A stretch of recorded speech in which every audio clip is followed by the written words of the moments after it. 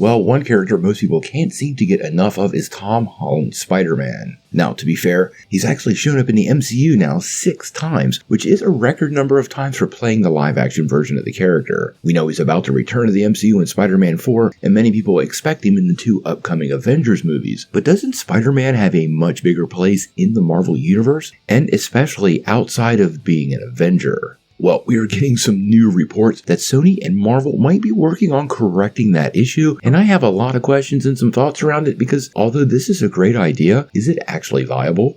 Well guys, as many of you know, Spider-Man is an absolute staple of the Marvel Universe. When Marvel Studios and Sony negotiated Tom Holland coming into the MCU, it was a pretty seminal moment for fans, and with the movie being named Homecoming, it was, well, a special time. Now that we fast forward the clock and seen Spider-Man in 3 solo movies, as well as showing up in Civil War, Infinity War, and Endgame, well, many of us are awaiting his return, and specifically Spider-Man 4. But let's be kind of fair. If you're a fan of the Marvel Universe and of Marvel Comics, well, Spider-Man is typically not an Avenger, and he shows up and teams up with a lot of people. Heck, Marvel Comics had a series called Marvel Team Up, which just featured Spider-Man teaming up with other Marvel heroes. Now, earlier today, we started getting reports via Daniel Rickman, and like we always like to say, he's not an official source, he's not part of Marvel Studios or Kevin Feige, so we want to take it with a grain of salt. But in the case of Dan, he doesn't hide behind anonymity, and I have seen him retract some of his reports when he's wrong. His track record's not perfect, but it is respectable, and this report kind of falls into the, well, no duh category, but I actually believe is happening.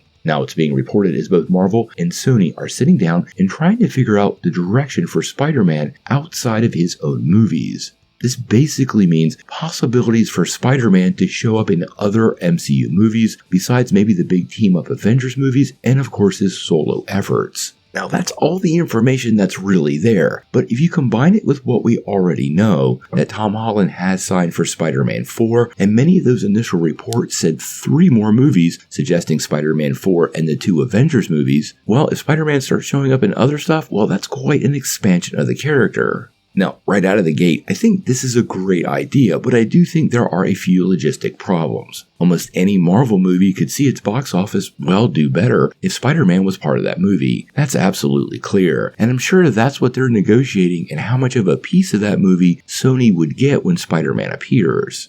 This could raise possibilities of Spider-Man showing up in things like, well, future Fantastic Four movies, almost any Earthbound Marvel project, and even possibly Disney Plus series, making me ask a lot of questions about the 2nd season of Daredevil, which hasn't even got in front of the camera yet. Or even something akin to those Marvel team-up comics, which would be an absolute hit and allow Marvel and Sony to seed some of their characters in single one-off stories.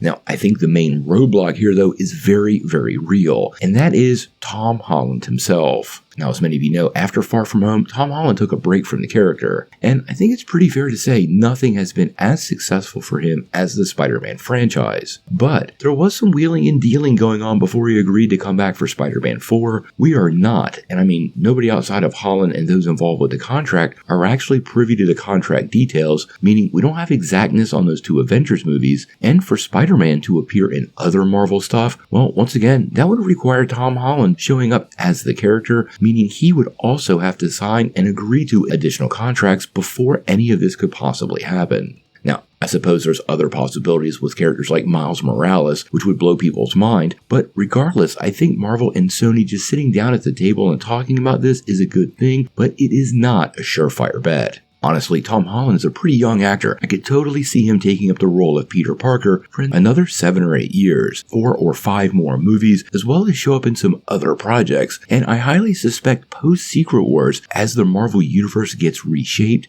and the focus goes back to street-level heroes, well, Kevin Feige and the team at Sony are probably trying to figure out how to fit the wall crawler into those grounded adventures, which will hopefully give us those team-ups we want, like Spider-Man and Daredevil facing off with Wilson Fisk. Hopefully, these negotiations work out. I think it's nothing but good for fans when Sony and Marvel play nice with each other, and honestly, once we know more details about Spider-Man 4, I think that'll give us some pretty good ideas of how well the 2 studios are getting along. Until then, we're gonna have to wait and see.